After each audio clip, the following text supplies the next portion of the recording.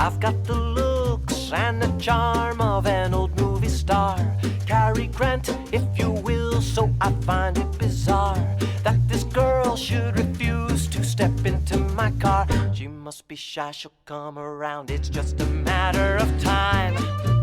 Aurora, Aurora, Aurora. Hey there, Screen Beans, and welcome to Screen Snark, the podcast that celebrates all of the shows that are in our eyes, on our minds, and in our hearts. I am Rachel, quirky, shank, powerful.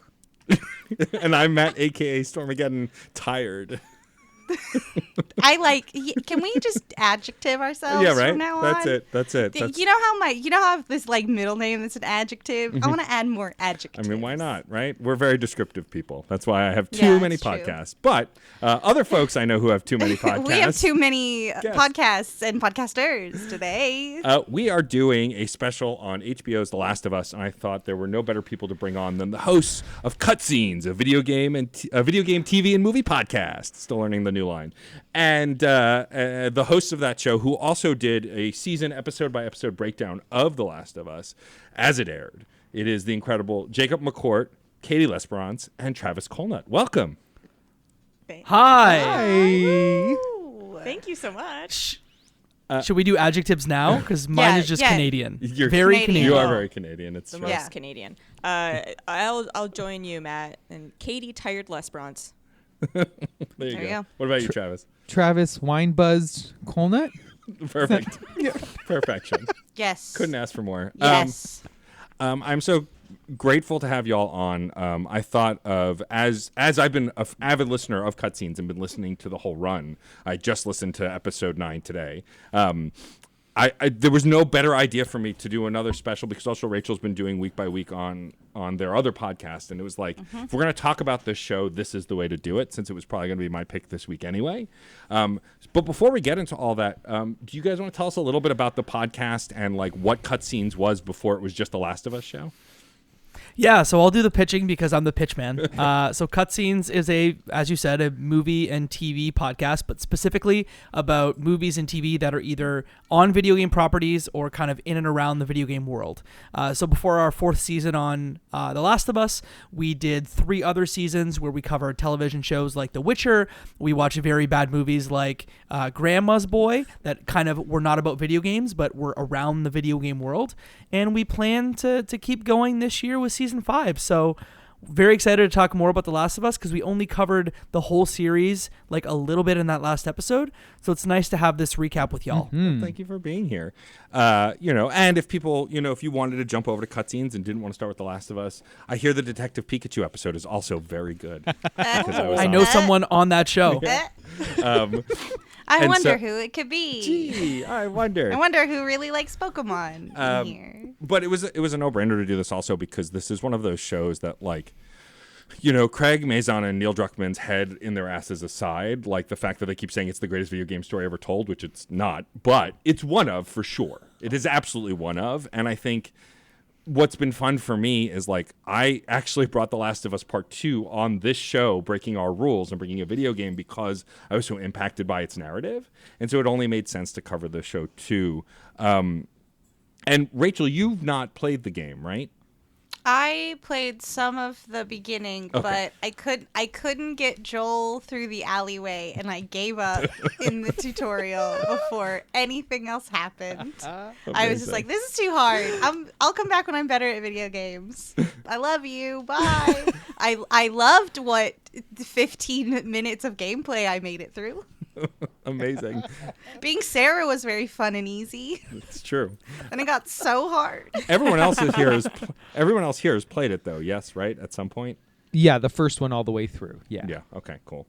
Yeah. I think that the reason I wanted to talk about it personally is because it was a fun ride for me because my spouse Sarah tried to watch the video game while I was playing it, and the gameplay segments are so scary and so much longer in the game that they just couldn't do it. But with the TV show, a lot of that stuff was condensed for better or worse, and so we got to watch the whole thing together, and they got to experience broadly the same story with me, which was a lot of fun. I'm curious, I guess, let's go around the room and talk about the watching experience that we each had, because that's key to Screen Snark in our discussion. But, like, I guess starting with Rachel and then Jacob, Katie, and Travis, talk a little bit about how you watched it. Like, for me, it was appointment television. Me and Sarah sat down in front of the TV every Sunday and watched it pretty much as soon as it dropped at 9 p.m. Eastern. And really loved every episode. We, didn't look at our phones. We just sat and watched the show. I'm curious what everyone else's kind of watching experience was. Mine was, I tried to do that, sit down when it like came out on that Sunday and enjoy it.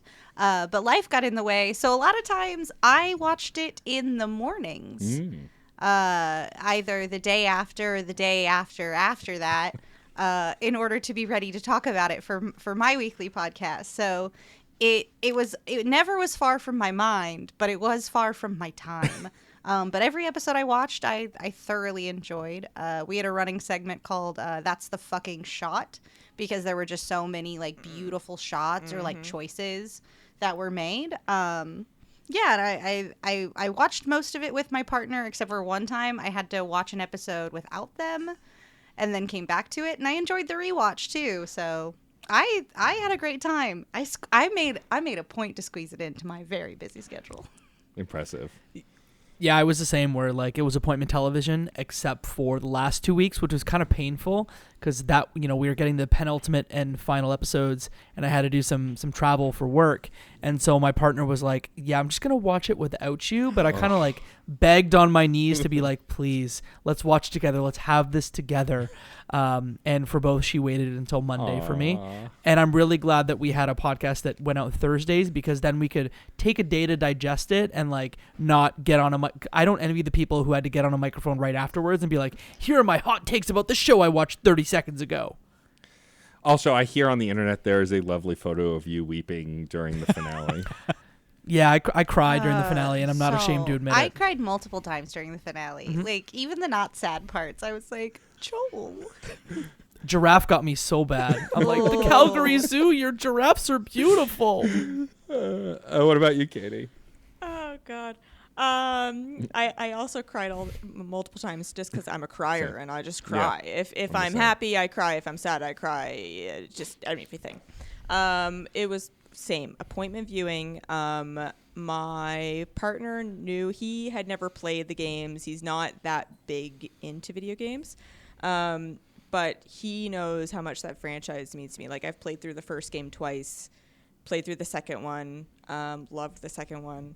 Loved all of it. And then so he was like, yes. I'm like, yeah, of course, we're watching it. Like, it's a big deal. You've been talking about it. You've been hyping this up. Okay, let's do it. And then it was just a joy. Like, every Sunday it was like, oh, it's Last of Us Day.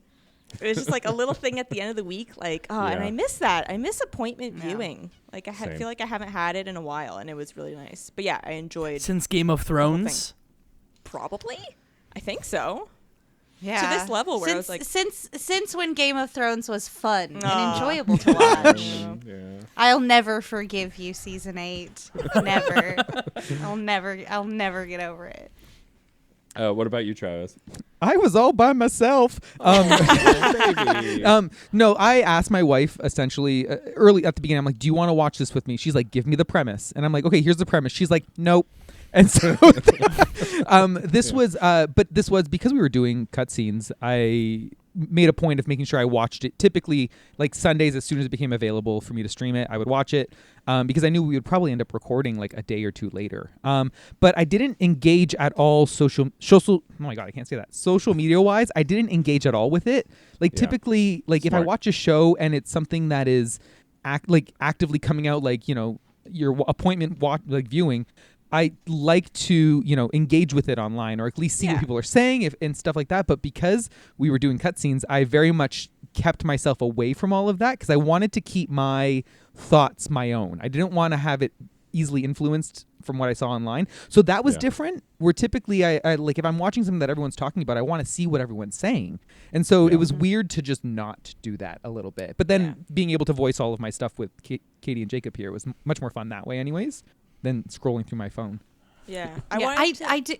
Oh, go ahead. I wanted to come in and hear different takes from the two of you, as opposed to feeling like I already heard all the takes Like, Right. I've Yeah. absorbed everything from everybody, and I already know kind of the spectrum of opinions. I'm like, no, I want to come in and see where we're all at, and like be surprised sometimes about how people feel. So no, I did the same. I was like, I don't want to hear what everyone has to say until we've discussed and like gotten into it a bit.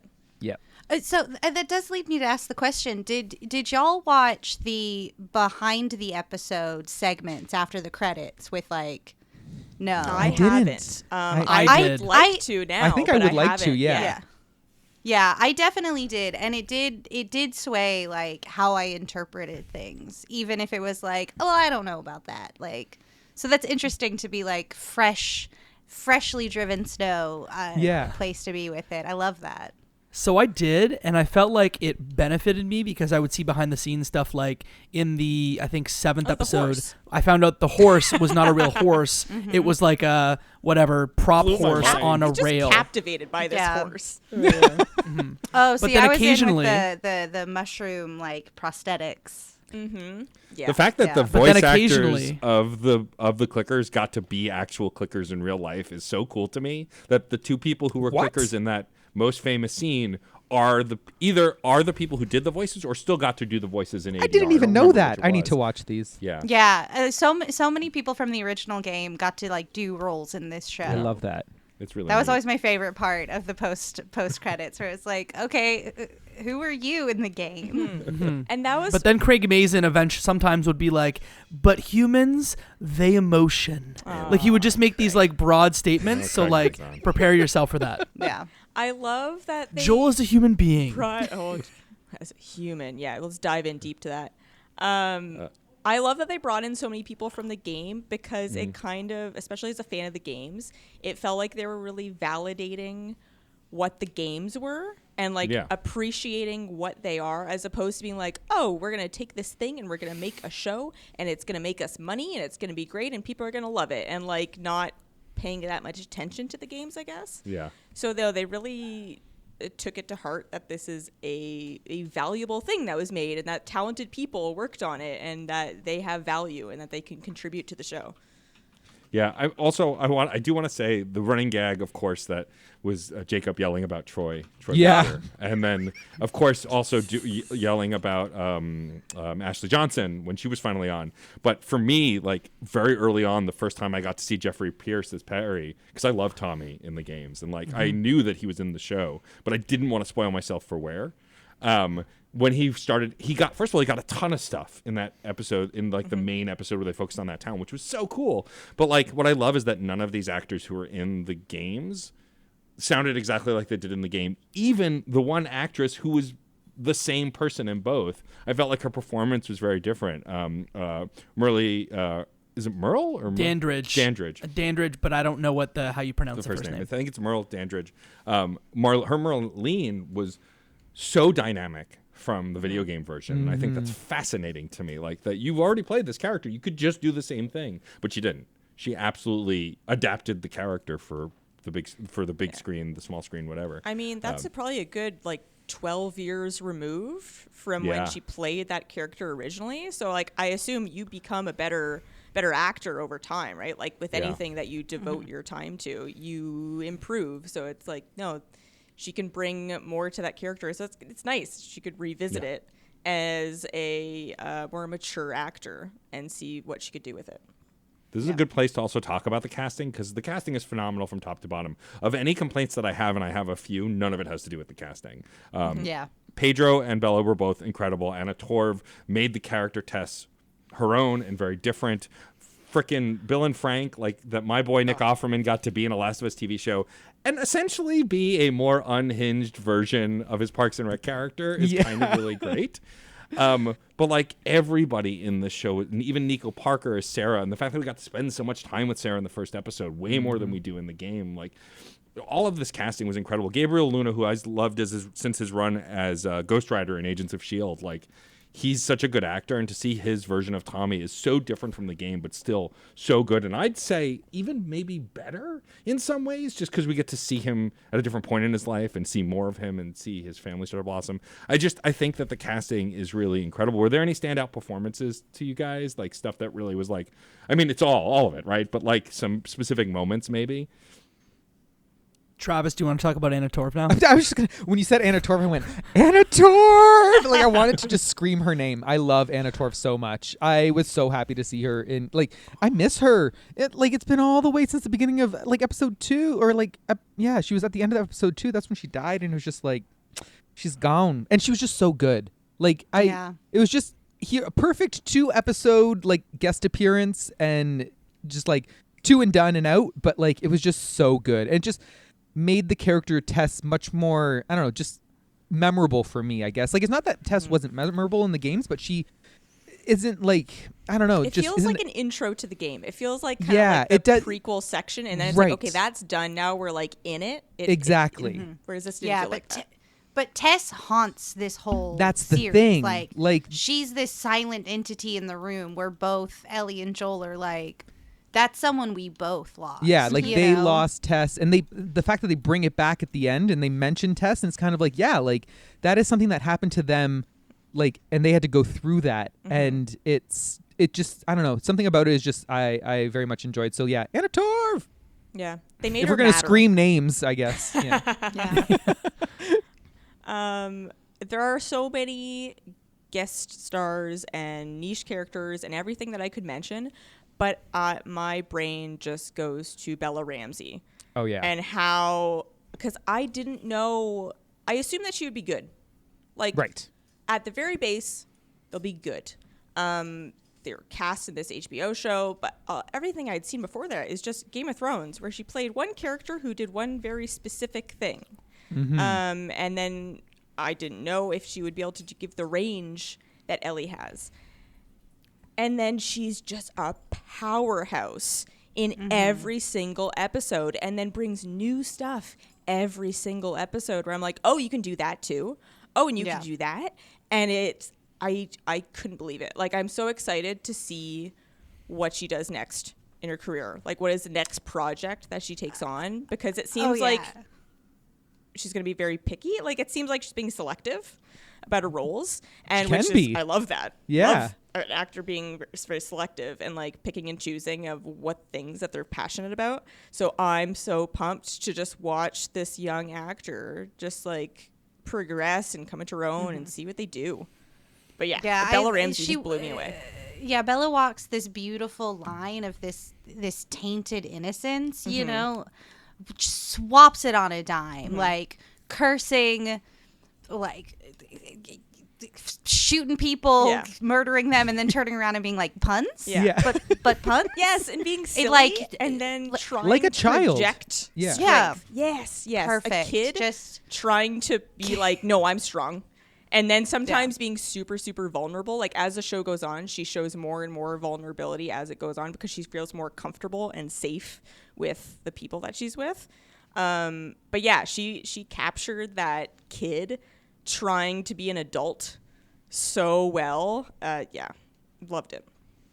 But even beyond like her casting, Bella's casting, some of the young actors that they casted as well, like Storm Reed for Riley and Kevon Woodward for the role of Sam, I thought even they had like fantastic performances even though they were quite young. And add on the challenges of having to speak or communicate via ASL and having like a director of ASL that also has to work with the team. Like, I think they just did a fantastic job, and the every addition they made to the TV show was additive, and was not just something they did to say like, yes, it was different than the game. I think that's the strongest thing about this adaptation is that it, like, and you guys touched on this on your show a little bit, like, everything that was added was great. They did take some stuff, like some stuff was too short or a little too quick, which I feel hurt it a little, but for the most part, everything they added made things better. I mean,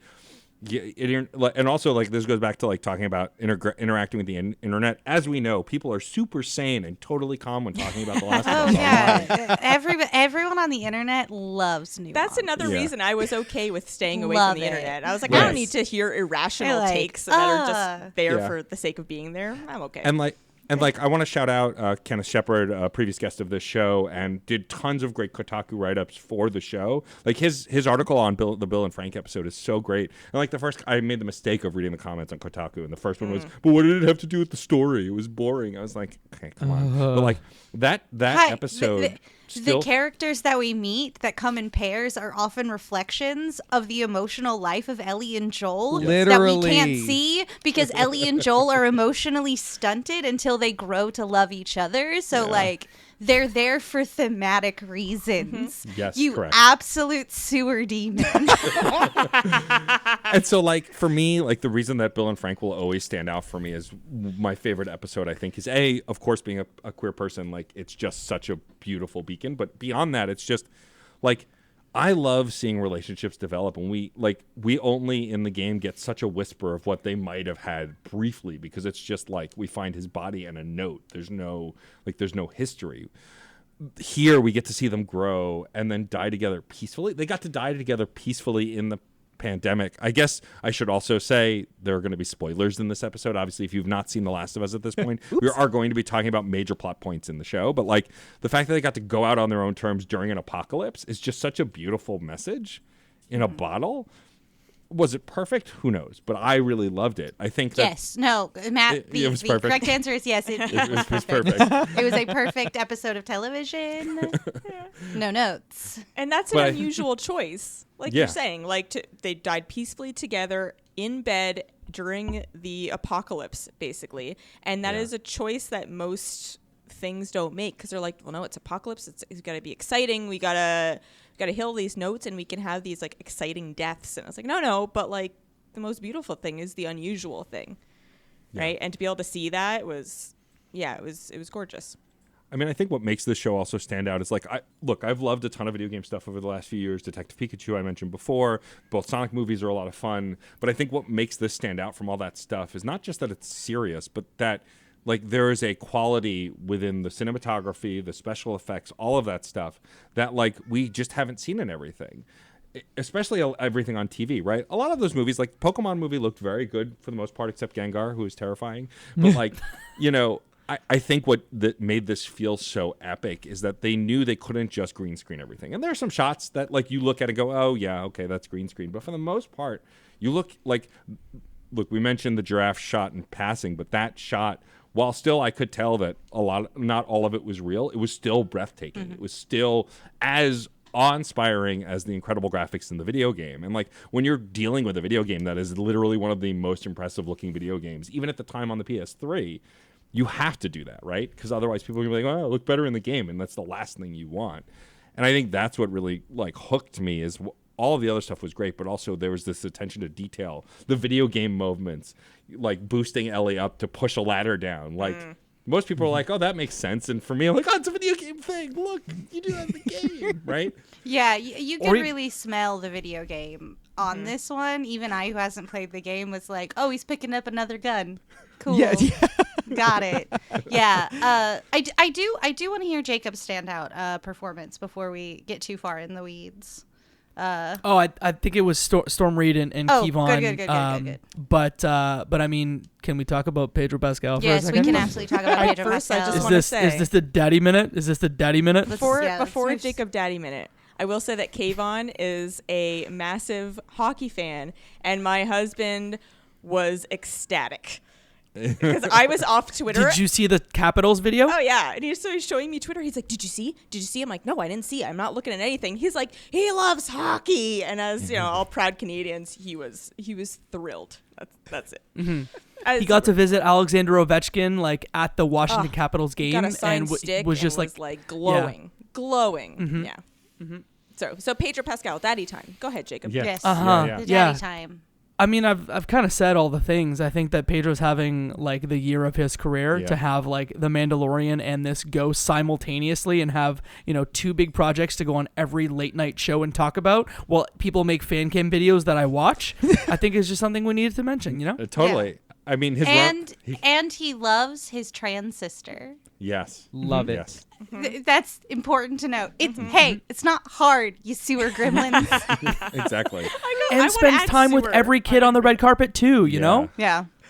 Yeah, so like Pedro Pascal is an actor that I've always liked, right, and has done tons of cool stuff. But I didn't see him on Game of Thrones. It wasn't until after that I'd seen him. But the time I really got to spend with him was Mandalorian. Like I'm a giant Mandalorian, like as a culture fan in the Star Wars universe. Like Boba Fett's one of my favorite characters, and to see to hear the nuance in his voice when you can't see his face for 90% of that show, and then to hear he got cast as Joel Miller, I sat for a second and then went, no, I get it. Makes sense. I totally understand. And then when they announced that Gabriel Luna would be his brother, I'm like, oh, that's a perfect pairing. That first episode where they're sitting and bullshitting in the kitchen, it feels like the game instantly because the chemistry is the same as it was in the game. It's good stuff. Yeah. Yeah, that was Sorry, eerie. Just thinking about Daddy made Yeah. me wistful. A for little a wistful minute. for a minute. A little wistful. Yeah. I not to go into a Mandalorian take. I just want Mando to take off his helmet so I can see Pedro's precious face. Yeah, because in that armor especially, come His on little now. smoochable face. At least take off like the body armor for your baptism, bud, please. Yeah, right. The only rule is you have to keep the helmet on. You can take everything else off, right? That's a good point. I'm just speaking logically here. Just I'm saying. saying what we're all thinking. Hey, John. Hey, John. working over on the Star Wars. Hey. Listen up.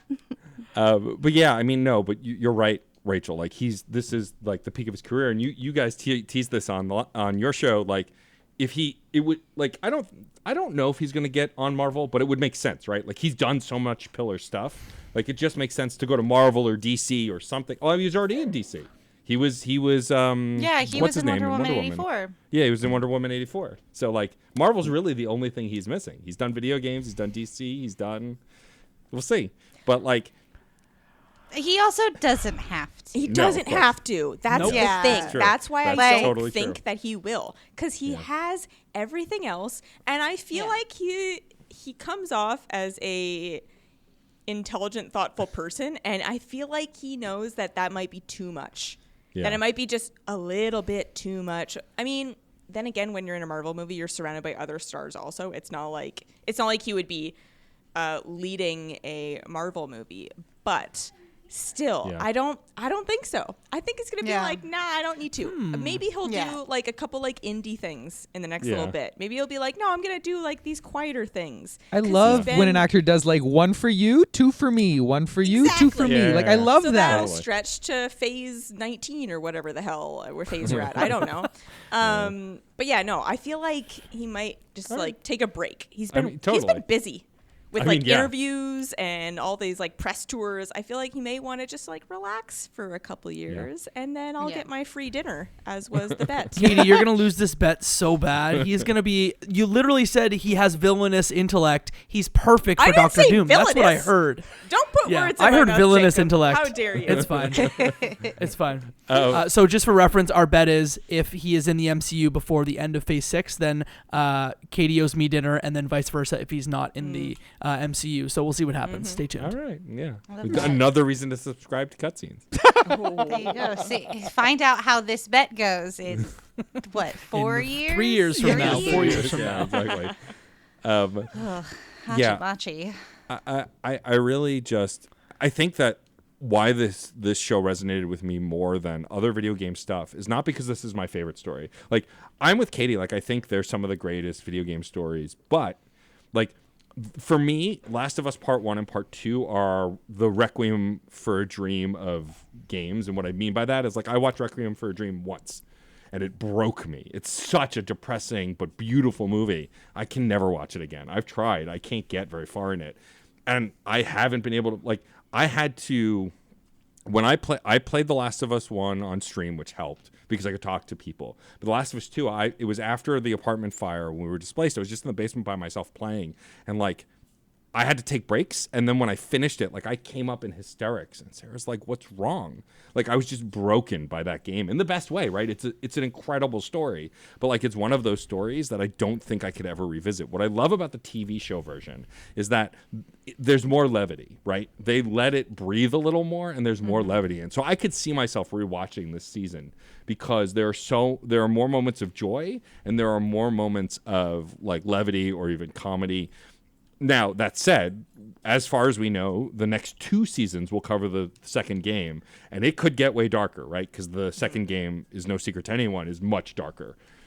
But it's hard to know, right? Like, we're not going to spoil anything about the game. But like, I got for so me, stressed for a second. I was No. don't tell me I'm not. I'm only halfway through the second one. It's only something halfway through the shot a second one. doctor. I guess that's bad. Okay. Only me and Katie have played the second one. You're fine. But it's more that I'm saying like it can definitely go the same route the game did and get much darker and lose that levity. But for now, the TV show is much more rewatchable for me because it has those moments to breathe, and I feel like more human moments. Also less broad murder. Because there's no gameplay sections. Like, can I say the episode that I did end up rewatching? I was really surprised that I was willing to sit down and rewatch it because it was the Henry and Sam episode, and that one is horrifying. And like, I was like, I don't want to rewatch this one. This one made me really like. This one broke me a little, and then my partner started watching it in the other room, and all of a sudden I was like, You're just walking in and then like just sitting on the couch and being like, this one's gonna be bad. This one's gonna go wrong. that was the Yeah, fun thing it's- about watching it with someone who has not seen it before. Yeah. It was like Sarah would go, "Wait, is this gonna happen?" I'd be like, I guess we'll Yeah. see." Yeah. I haven't felt that giddy excitement about a tragedy since the Red Wedding. Oh, jeez. Showing that to people, being like, yeah, it's a wedding, it'll be fun. Yeah. Don't worry After about the it. Henry and Sam stuff, my partner was like, "So this show is just dread," and contemplated stopping to watch because we have enough depressing things in our lives. Yeah. She was like, "Maybe I don't want to watch the rest of this," but no, she stuck it out and just got more dread. Yeah. Yeah. Oh. How did she feel at the end of the season? She wasn't happy about it, to be honest. I can see that. Yeah, Just like the way 'cause it we made know her that feel, or the show itself. the ending of the show itself. Okay. Like maybe that the ending and I've not heard this from anyone that I've listened to, but like that maybe it was a little cheap. Oh. Interesting. Where I don't know if I agree with that. Like we disagreed adamantly because I'm like, no, anything that causes folks on the internet to debate adamantly about like, but Joel's just a dad, but he could have saved humanity. Like maybe a good ending. Yeah, everybody's favorite internet thing, nuance, and yeah. not Yes. just No, black there's and no white gray. That's the morality. thing. I There's love no a gray. There's no I thoughtful love gray a gray areas. ending. I love a Yeah. gray ending. Yes, Like, that's my favorite. yes. Yeah. I don't want a happy bow put on the end of it. I want it to be open, and I want it to be open to interpretation. Yeah. I want to sit here and think about it and want more and want an understanding. When a show or a movie or something just ends and it's all happy and perfect, like, and that's the thing, this whole show I felt was much more hopeful and positive than the game was. And for the ending to feel that like sense of like, like just terribleness, I liked that it subverted that a little bit, where the game itself is so dark throughout the whole entire thing. This was just a lot more levity, like you said. So it's just to have that dark ending, like where you're just like uncomfortable with it. That's where I'm like, I want to sit in that uncomfortableness, and I want to like think about it, and I want to feel it, and I want to understand why I feel it. And people on the internet don't like that. No. Yeah, no, I don't think the internet is quite prepared for me to be like, everything that Joel did in the last few minutes was utterly horrifying, viscerally disturbing, incredibly like prescient and upsetting in our like current political landscape when it comes to like gun violence and stuff. But I will swear on a stack of whatever holy book you put in front of me, Joel was right to do what he did. Yeah. Oh man. It was horrifying. Love It was that's the thing. monstrous. It was Yeah. disgusting, and it was absolutely correct. Yeah, And I mean, can't- Travis, you're a father, and you said that. Yeah, You were well, that's the like, thing, and I was I like- would do that for my child. I would be like, I don't care about other people. I care about the people I care about. Like, And Yeah. I don't know that that's correct, but if you Right. can't empathize with that, Right. then I don't understand. Yeah, Like, I'm if not you saying can't understand the emotion behind that. exactly. Then I don't know, you're missing something in Yeah. living life, I guess. Could I Yeah. do the violence? I could not do the violence, but like, you know what I mean? But like, I can, that's the thing, I can empathize with it as opposed to just thinking like, no, he's bad for doing that. And it's like, you have to think about, like, you haven't empathized and put yourself, like, I guess when a show like makes me, is just effective and it makes me feel things and it makes me empathize with the characters. So I think it's just a lot of people put themselves into the shoes of like, I'm Joel, and like when you're playing the game, you're like, I'm Joel and I'm doing these actions, but then to watch it on a screen and see Joel do all the bad actions, you're like, that's a bad guy. And it's like, well, no, like in the game you did the exact same thing, and I'm sure you probably felt it was justified then, right? Like it's just people's perspectives just Yeah, are and interesting. even coming from where I am not a parent at all, but this idea of even this like good organization, this revolutionary organization, removing bodily autonomy from a child, like didn't even have the sensibility to like, hey, you brought Ellie all this way, Joel, hey, let's have some informed consent here. Ellie could have been like, yeah, it's worth it. You know, I'm the only one who can do this. Let me do this. You know, like I find justification in Joel's actions because of the loss of agency that Ellie got. The only agency we're operating under is her presumed like consent to this. Right. Like, you can't ask a baby who's been through this much trauma to be like, do you want to die? Yeah. You Like, know? Yeah, But you'll save humanity, though. Yeah. Yeah, but hey, maybe not at the cost of a traumatized child being lied to. Yep. yeah. And I don't know. like Is that the kind of gray- world you want to live in? It's true. And I like gray areas also because I want to watch something where in the days afterwards, like you said, Jacob, earlier, I didn't want to pod immediately after because my opinion is still forming. Like I'm still thinking about it and my opinion is shifting and I'm remembering different things. I'm going, oh, that connects to that. And I want things where I'm going to think about it, where it's going to stay with me for at least a little bit. Like there's nothing wrong with, you know, popcorn cinema where you're like, I'm just going to have some fun and it's over when it's over. But especially a show like this, like an HBO show, appointment viewing, I want to be thinking about it for a couple days after at least and have it mean something. And when it's gray like that and your opinion shifts, then it stays with you a bit more. Yeah, totally. I mean, and it's funny because I've seen some opinions online or other podcasters talk about how they think Joel is more of a monster in the TV version because we had so much less time with him and it's all so condensed. And I don't know that that's right or wrong, but it is an interesting take to see, right? Like the reality is this was always going to be a gray area and this was always going to be that kind of conversation. I think what's fascinating is that now we get to, like a lot of people have said, why adapt this when it's almost scene for scene in many moments, just like the game.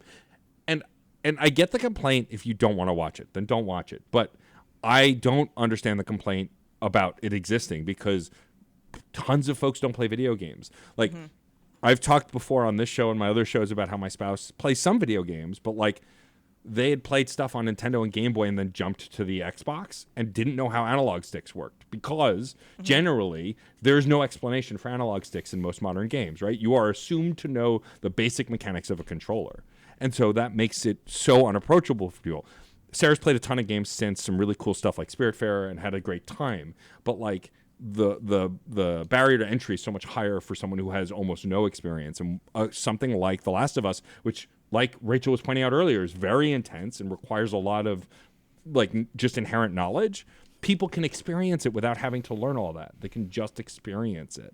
And like just watching the cutscenes from the video game doesn't shake out the same way, right?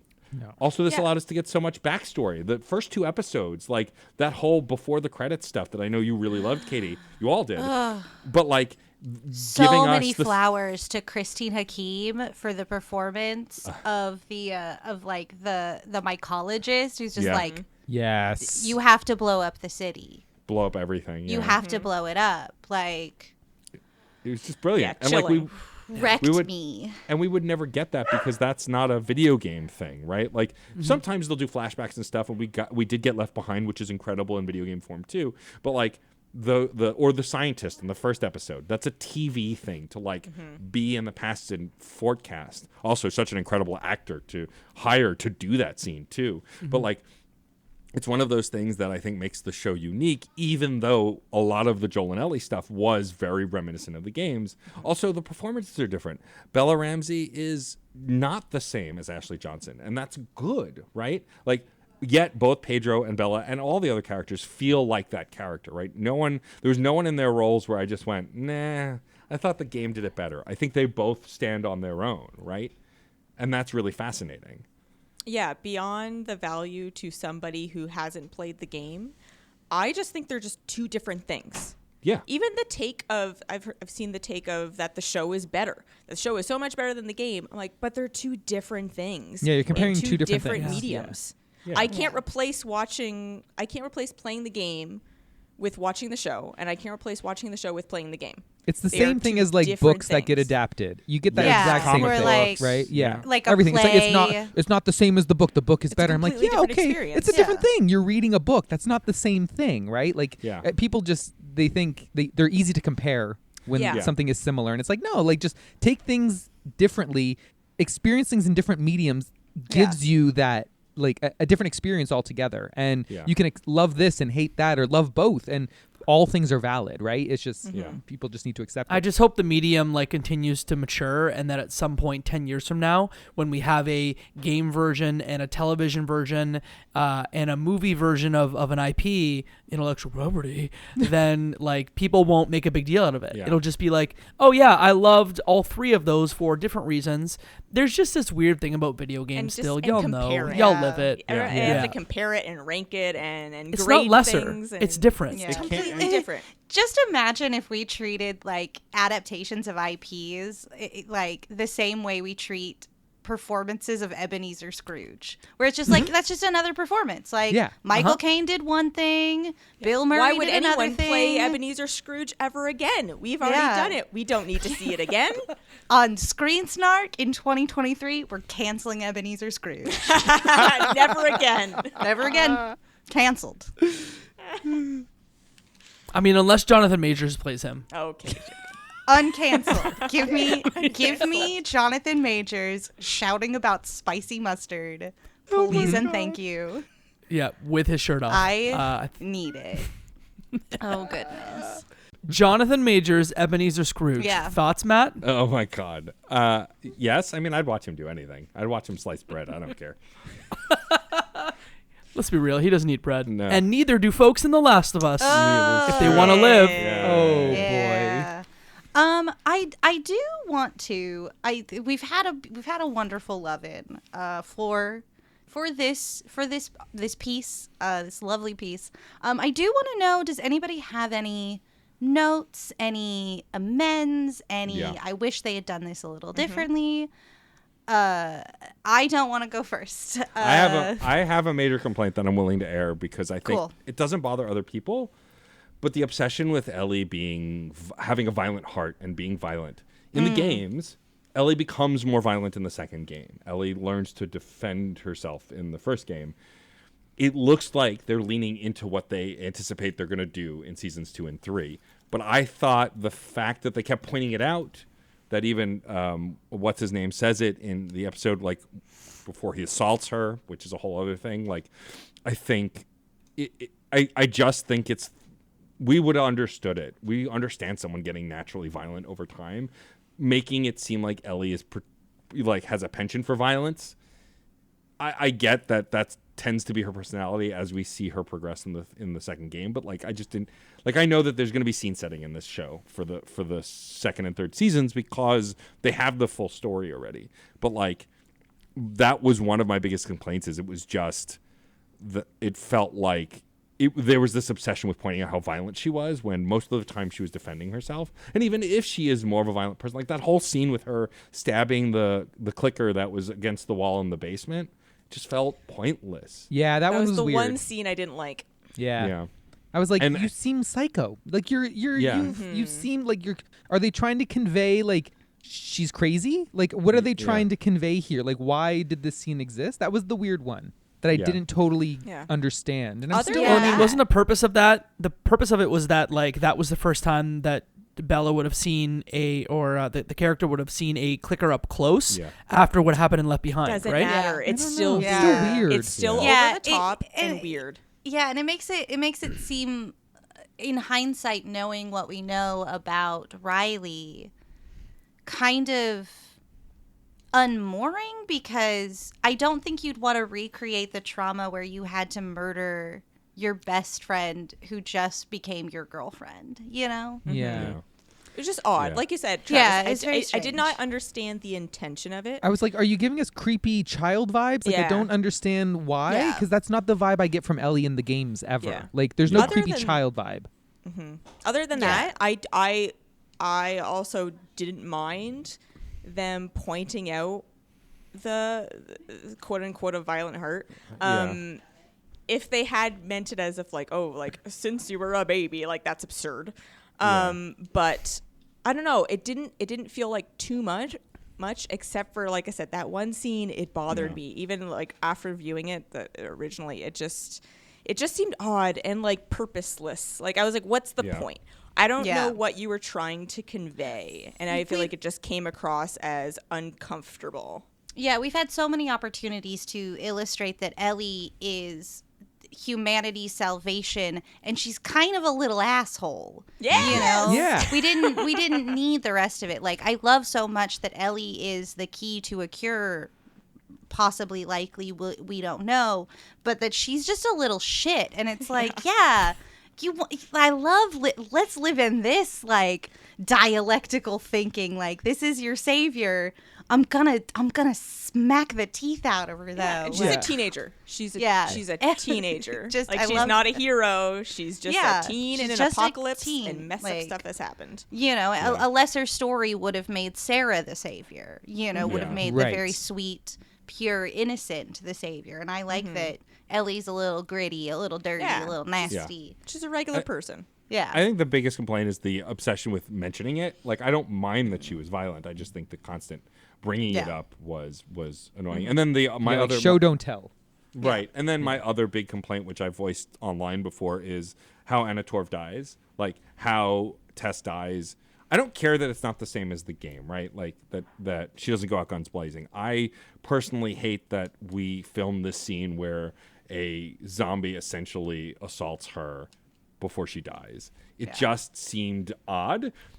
I can get why some people think it was necessary. Fine. Like, I don't want to argue that to me, it felt very weird and very assault-like and just was uncomfortable. And like, the show is meant to be uncomfortable. That seemed unnecessary. We could have just not seen her and just see the fire go up, right? Like, having that scene didn't seem to add anything to the show for me, other than to show us how the tendrils work, which we knew already. We've seen Yeah. them before. And so that seemed unnecessary. We even saw it right beforehand when someone walked over them, and you're like, Yeah. "Oh, I kind of understand now." So maybe uncomfortable and unnecessary assault. Yeah. Ugh. Yeah. But like, those are my two biggest complaints. I could nitpick other stuff, but like, those were the major ones that come to me, at least. So I was going to bring up for my piece just around the character of Kathleen. I thought that the character of Kathleen was, and we brought it up on our show, that essentially they were written as a villain and like had very cartoonish dialogue to the point where it kind of stood out compared to even some of the other bads in the game.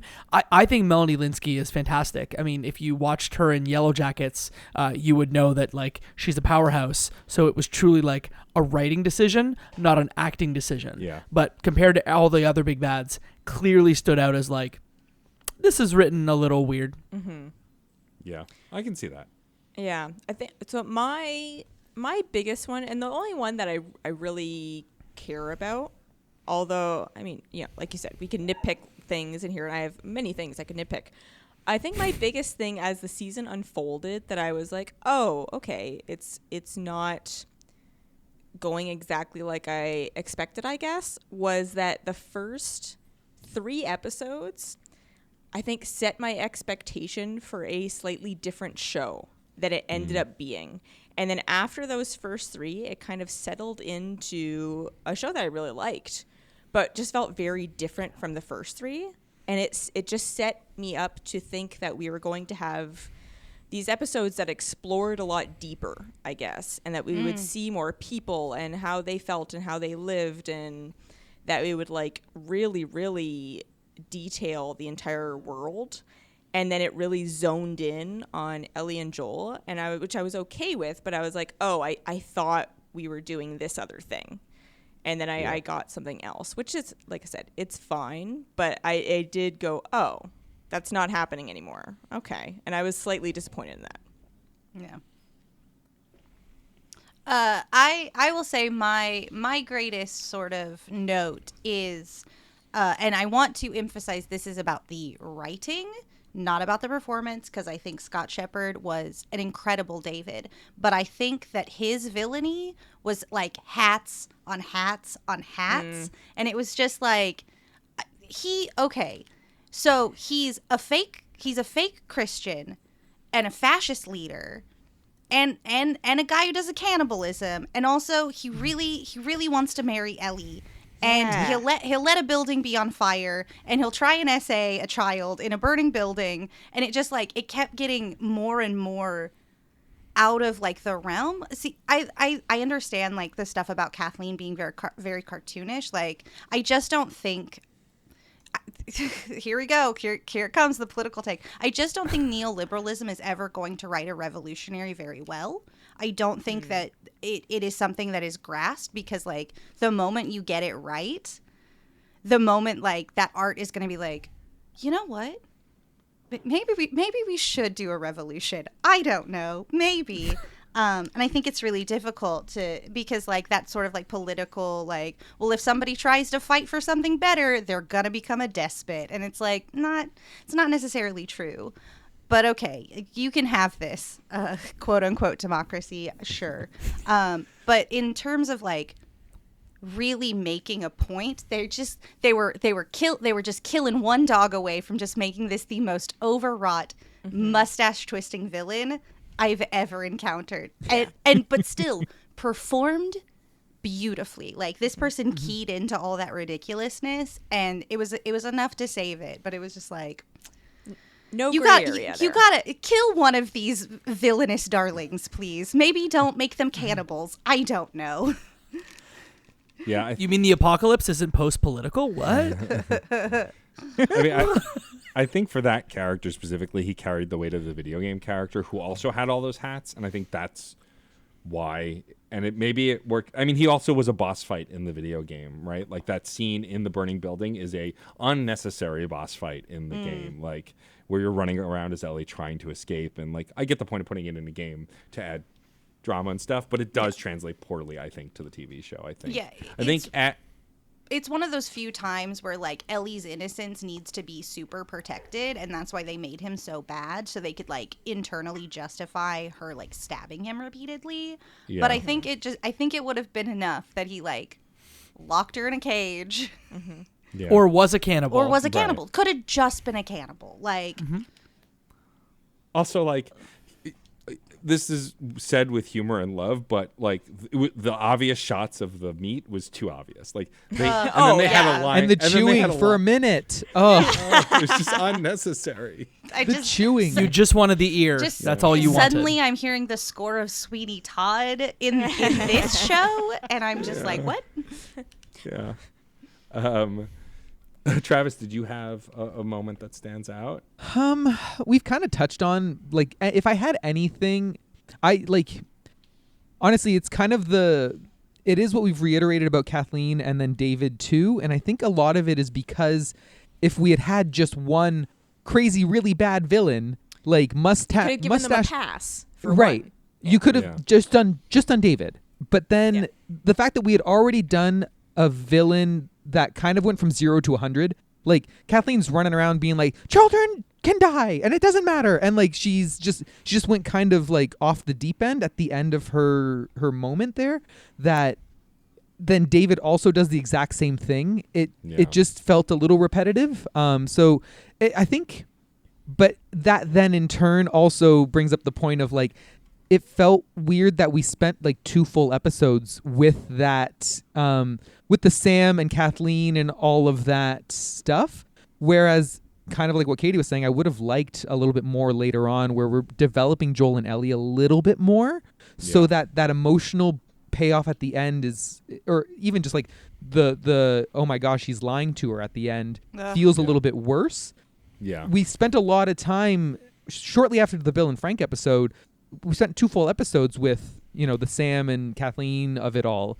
And then we quickly finished out the we went through Jackson and we went through the university and we just kind of checked things off of a list. And if there was just a little bit, maybe even just one more episode to give it some breathing room, and maybe it would have separated the Kathleen and David of it more. So maybe it's just like a pacing structure thing that is my issue, right?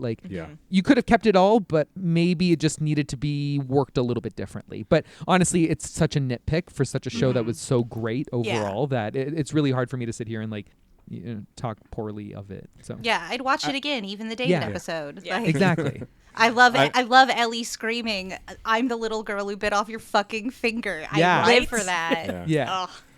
I mean, I think also this is a complaint that makes sense, but also you think about it, it's the first. I mean, look, there've been other video game things, but this is prestige television. It's a big deal, and they probably were given a limit, and so they had to hit it, right? Yeah. And I think the fact that the second game is going to get 2 seasons, I mean, it's a bigger game for one. For sure.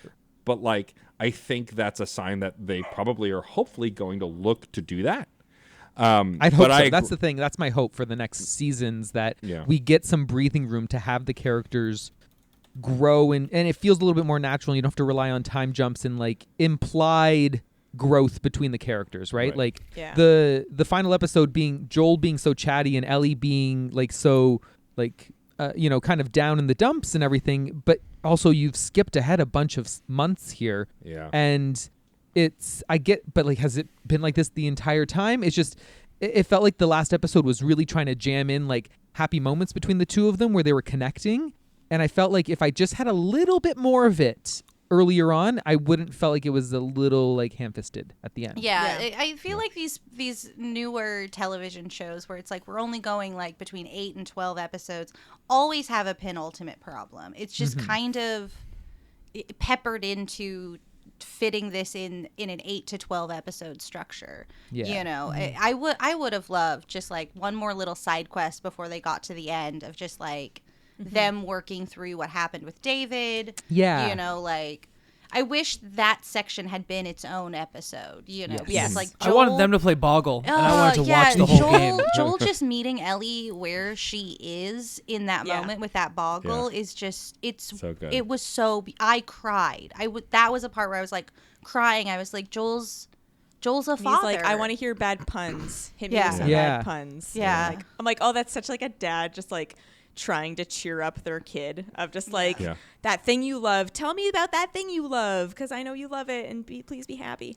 Yeah. But one episode where we are having those low moments after the drama of the David episode of them trying to work through that would have also just elevated that relationship between the two of them a lot more, where it's oh, we've been through so much more now, as opposed to this thing happened, he hugged her, he's comforting her, and we're gonna move on, and now we're at the end. It's oh, okay, but we could. It's when shows do a death scene and then you do a 6 months later, and I'm no, I want to see people reacting to the death. I hate it when a show does a 6 month jump, and I'm no, I want to see the drama that happens because of that, right? And when a show kind of abandons stuff that could make for good drama and just interesting character interactions, it's especially when HBO usually does 10 episodes. It's weird. And it's the weird whole that it's season 9. I was why 9? Why are we doing 9? I don't really get it. I don't know if that was a creative choice or if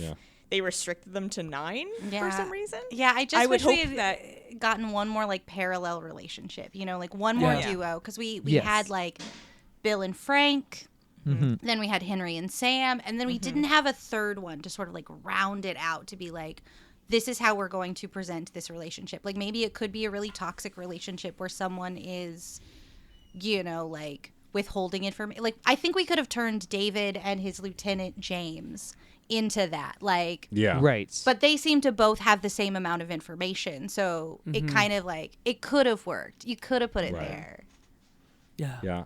And then we would have gotten Troy for more. More Troy. I was thinking, I could hear in my head Jacob going, Troy, as soon as he said, David. I'm just and a James. simp. It's fine. It's fine. I'm a simp. I have a question for Katie that Jacob and Travis may also be able to answer without spoiling. Like, I noticed stuff in the final episode, and I think in the penultimate episode, that teased stuff for the next season.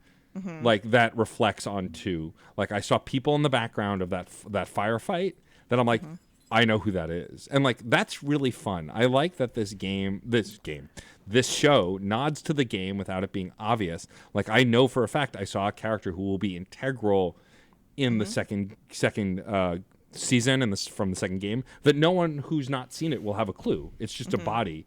But I know what it means, and that was fun. Those kinds of things were fun. Did you notice a bunch of that stuff as well? Oh, yeah. Yeah. And yeah, especially that character. Yes. It's there's a lot there. Yeah, we can't really without we will not spoiling, but, spoil like, anything. No, Yeah, don't. no. but, promise. I liked the funny It's of fun. it. Yeah, no, it's fun. And then I'm such a huge fan of the second game that I am going to be anticipating this so much of just how, because it's a different challenge of how to adapt it. They've shown themselves capable of adapting it into a very, very good show. Flaws and all, very good show. But the second game is its own challenge, and they could take a few different approaches to how they portray it. So I'm curious to see how they're going to do it and the choices that they're going to make and how I'm going to feel about it. Yeah. So I'm excited. So those little tidbits maybe go like, it's coming. Yeah. Oh, they're going to do game 2. That's exciting. Yeah. I think that I loved this more than I thought I would. And not that I don't love the other stuff, but like I said, like for me, I'm an Uncharted fanboy. Like I love Uncharted, and like the Tom Holland movie actually wasn't that bad. I watched it and it was fine. It was fun. It was a popcorn movie. Some of them are fine. You know, some of them are fine. But Some of them are fine. But Some like, are okay. I was a little bummed that it was just fine, right? Because I really like those characters and I like that story. Whereas The Last of Us, I enjoyed in the way you can enjoy something really tragic, but I was like, all right, well, a TV show of it, I don't know. But then I was like, I saw the trailers, I was like, starting to get excited. And then when Sarah signed on to want to watch it with me, it's like, all right, well, this will be fun. At least we can watch. And I ended up getting really into it and really loving it. And like I said, I think what I said earlier, is that there was more levity in this than the game's ever had. And I think that's key. And I'm hoping that continues. I really want those moments of levity in season 2 and 3. But we'll see. You know, this could end up being the best it is, right? Who knows, right? Anything can change and shift. But I'm excited for the future of this show. We can't really speak too much to what we want from the coming stuff, but like for those of us who've played some of the second game, do you have like expectations or like things that you anticipate we might see as far as tone or storytelling tropes? Like, because it's curious that they're splitting it into 2 seasons, right? It makes sense, but yeah, you have to, because there's so much there. And I think my biggest hope is just that I hope that the show doesn't try to tell us how to feel too much, and just keep the characters and the motives kind of gray to where you have to decide how you feel, and it may change week to week or even day to day after the episodes come out. Like I want to feel that conflict of how I feel, and I don't want it to be heavy-handed, kind of like you were complaining about with the Ellie with the Violent Heart, where the show's kind of trying to feed it to you and trying to tell you how to feel, as opposed to just being like, this is what it is. Interpret this as you will. Especially with game 2, I really want it to just kind of like, here's the thing, and you're going to feel how you're going to feel, and it may change, it may shift all over the place, but just let us feel things and not force feed us an opinion, I guess. yeah, that makes sense. I'm Which curious. is very Rachel, vague if you haven't played game 2, but that's the biggest thing, really. Is the biggest one of the biggest challenges of adapting game 2. Well, I'm curious, Rachel, as someone who's not played the second game and only experienced this first story now, Got trapped in the alley. Joel's still in that alley. Is Joel still in the alley right still now trying to as we find speak? Tommy. What are your hopes for season 2 and 3? Just based on what you've seen so far, like what is like something you want them to continue, or just a hope for the tone or the creation, like because it's a blank slate for you, right? Yeah, you have ideas. I mean, I can't really say. Like, I'd love Yeah. to see more like ancillary characters. You know, maybe more flashbacks. I'd love that because I think there's such an interesting world left on the table that began in 2003. You know, like I would love to see more of that. I don't know if it would serve the story where it goes, but I really loved every time we went back and got a little bit more of a taste. I think it's mostly I just want to see more of this world. You know, like we've made such a cool world to play in. I'd love to see more of it. You know, like get away from Joel and Ellie a little and maybe like hang out with Tommy and his wife and their soon to be kid. You know, like what does that look like in this world? You know, and I think us coming off of this global event that sort of mirrors this, you know, like our world kind of changed and like we're trying to go back to how it was, but it's not, you know. And I think making this show a vessel for us to collectively work through that will be great. help us collectively work through the trauma of the pandemic via Pedro Pascal's beautiful little mug. That's my hope. Help me feel all my emotions, Pedro. So here's my big season 2 question.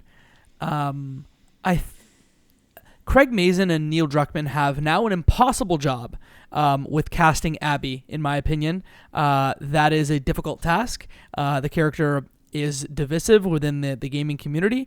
And all that I've thought in the days following watching the finale is, who are you going to cast for this very important role? And I keep thinking Daisy Ridley, but I know that there's tons of other good options.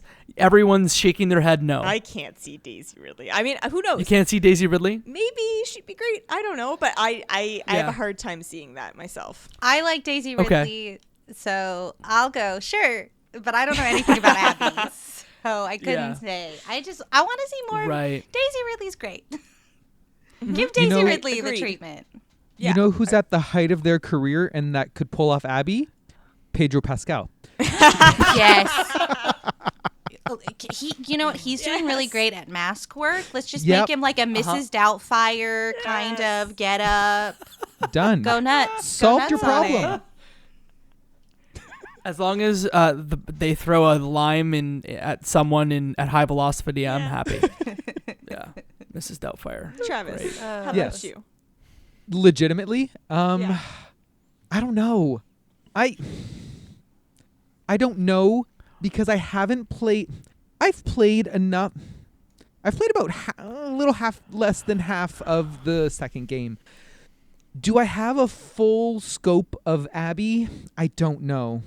I don't know if I could figure out who should play her. Or even just your thoughts on adapting. Like your challenges. What are you adapting thinking about? it? Yeah. I think what I would love to see from season 2 would just to be a continuation of the tone and the vibe that feels like The Last of Us, right? Yeah. Like this show just feels so much like the game, and you can look at both and just be like, oh, this is The Last of Us. It doesn't feel any different. The characters feel like the characters. Like, provided that they maintain that same vibe, the vibe. If they maintain the vibe, you know, coast on that vibe all the way to the end of season 3, that would work for me, right? Like I've only finished halfway through the game for part 2, but it still feels like The Last of Us. So as long as they keep doing that, that's all I would really want. Like, adapt it. However, I trust their ability to adapt it. And like, I don't know how the story's going to play out. I've played some of it, so I have some ideas as to like, okay, how would they manage to make this work? But also, I just want it to feel right. And I think that's a big part of why the show works for me, is because it feels the right way that it's supposed to. Yeah. Matt, do you have a fantasy casting for Abby? I don't, and I think it's it's in the same way that I couldn't have cast, like, Pedro and Bella are perfect, but I would have never cast them. Yeah. I would have never thought to. And Yeah. I think that's what's been great about this casting office. And so I think that whoever they cast as Abby is going to be incredible. Also, knowing what I know about 2, it's just so hard to narrow it down because Abby at the beginning of that game is so, like any character in The Last of Us, Abby is so different by the end of that game. And That's like, the thing. I That's just- why I don't know how I could cast an Abby because I Yeah. don't know where Abby goes. Yeah. You're all scaring Rachel. You get so close to like letting the cat out and not get scared. No, I get so not scared. saying anything. Yeah, no, you guys are great. I'm curious, Jacob and Travis. I feel like Travis more so than Jacob. Are you gonna try and finish game 2 before the next season comes Yes. out? Yes, Yes. after finishing this, I've committed to like I'm going to finish this game. It's like actually top of mind. I just finished Metroid Prime Remaster. I need another game to get into. I'm ready to like finish. I think I'm ready to finish it. I think I can make it work. So Yeah.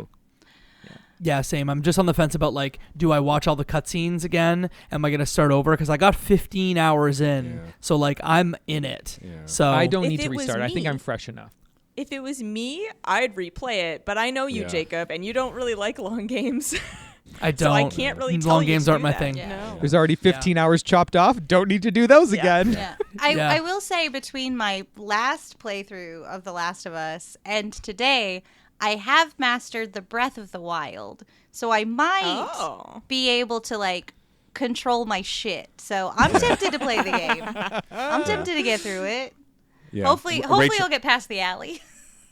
I'll tell you this, Rachel. If you play the first game, I can lend you the second game because I have it for PS4.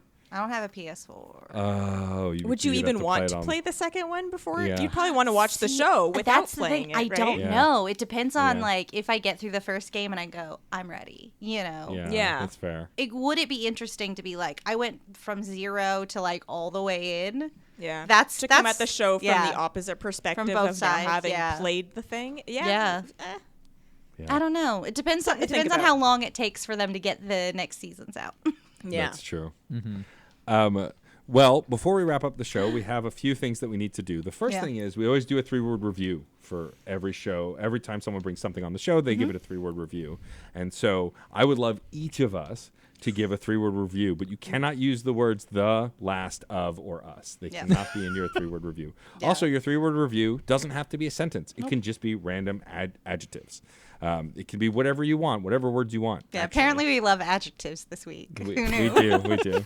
And so I'll go first. Well, actually, do we want to do it in our normal? Yeah, we'll do it in our Yeah, normal do it order. in I'll go normal, first, yeah. then Rachel, Then- then Jacob, then Katie, and then Travis. So my 3-word review for The Last of Us is heart, horror, brilliance. Those are my 3 words.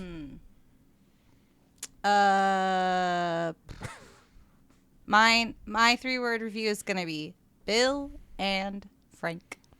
There you go. Love that. They're everything. I can go next. Yes. Sublime Albertan Dread, Yeah. because the show was shot in Alberta. So there you go. There you go. Canadian pride.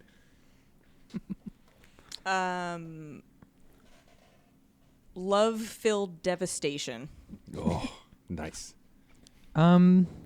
Started with flour? Started with flower question mark. All right. Good. Now, Case, you have to remember to put the freaking question mark on it, okay? Yeah, Case. If you want to put your little churlish period after the question mark, fine. But you put the freaking question mark on it. Already calling out Case. We haven't even wrapped up the show yet. My enemy. This was such a great discussion. Thank you. Yeah, thank you. Thank you all for being game for doing this. It's been a wonderful collaboration. Yeah. Great to have Jacob back. Great to have Katie and Travis for the first time. And we will Yeah. have y'all We'll get back you for your own solo. individual. Don't worry. Yeah, we'll get your solo episodes. Before we wrap up and do a little last special thing that we always do, why don't y'all tell folks, Jacob, you can do the pitch for the whole show, Yeah. where you can find it, and then everyone pitch their socials, where they can be found, all that fun stuff. Yeah, so you can find all things Cutscenes at cutscenes_pod on Twitter and Instagram. We are on all podcasting platforms. We're coming back for season 5 later this year, so stay tuned. And the 3 of us also host a gaming show called the Left Behind Game Club. It's a video game book club podcast. that is now just whenever we feel like it. So we're bringing you the hits. And then you can find me at Jacob McCourt on all major social platforms. JACOBMCCOURT. Katie, where can you be found on the web? Oh, my ramblings can be found on Twitter. I am at Lesperance, Lesperak. That's where I do my ramblings, my video game ramblings. That's all. Travis. We're the B team. We are still the B team. Go. I'm on Twitter at Travis Colenutt. I better spell my name because everyone else did, so it's TravisColenutt. Good job. There we go. Excellent. Follow all these folks. Yeah, please do. Interact with them. You can hear me and Katie on a very recent part 2 of Yakuza 0, which was a fun chat. Also, they recently released... Jacob did an episode on Hi-Fi Rush, one of my favorite games of the year. All that good stuff. And then Cutscenes, of course, has done all of The Last of Us. So if you're here, then you can go listen to that. I mean... it's just that easy. No. Rachel, we should probably thank some people. Yes, I would love to thank John Presnell for the use of the song Aurora off the album Fair Game featuring Stefan Rimble. What a bap. It's a bop. What a bap. It's a bop. What a bap. It's a bop. It's a smash. All It's a those bap. things. That's a many word. Fuck. I fucked it up. Thanks, John. We'd also like to thank the incredible Katie Bug who designed our awesome show art. Love her. God Love love her. Love him. And also, I have to thank Case Aiken No, for designing. never. For designing the our original sewer gremlin. Case creates all of our individual episode show art.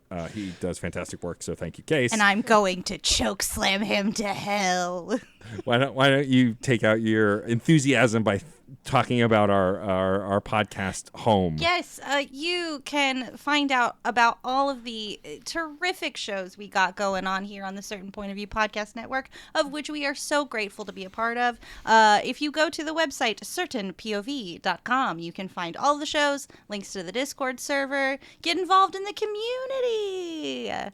But don't ask me to do it. There's a lot of you. I'm shy. I'm so shy. so shy. I'm so scared and shy.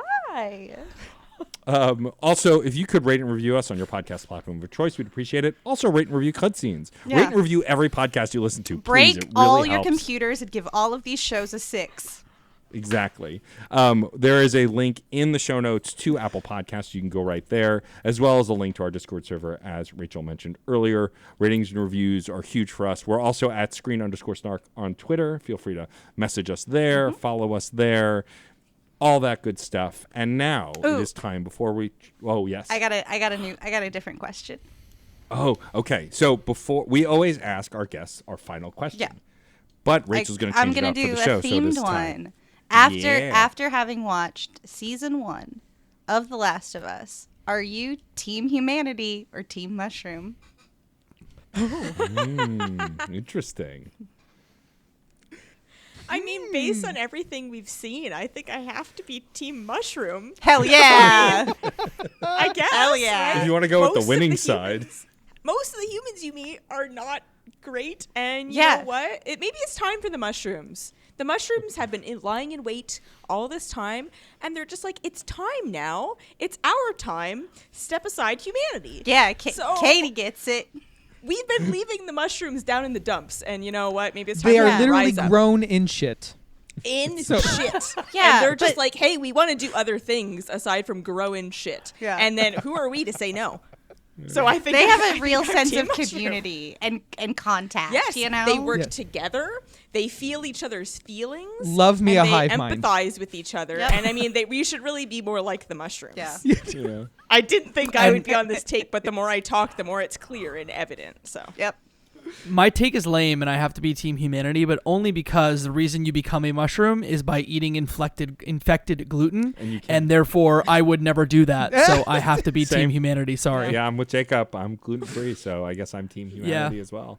Oh my god. No spores for me, thanks. No. I think I'm convinced that I'm with the mushrooms, man. Yeah, mushrooms.